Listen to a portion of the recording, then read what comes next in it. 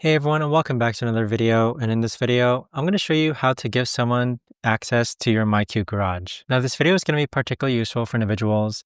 Let's say that you're going on vacation and you want to go ahead and give someone access to your garage. How do you actually go ahead about doing so? Now, this video is going to be short, sweet, and simple, guys. There's not going to be a lot of steps involved.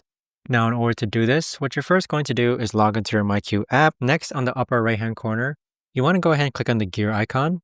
Then from here, you want to go ahead and click on the users and credentials button. Now, once you've done so, click on add a user. And then from here, click on household, click on continue, then select the device that you want them to have access to, click on next. And then from here, you can set the type of access that they have. So you can set it to 24/7. Now, this is where you're going to enter their details, and there you have it. But that right there, guys, is the best and easiest way that I know of to actually go ahead and invite someone to your myQ garage.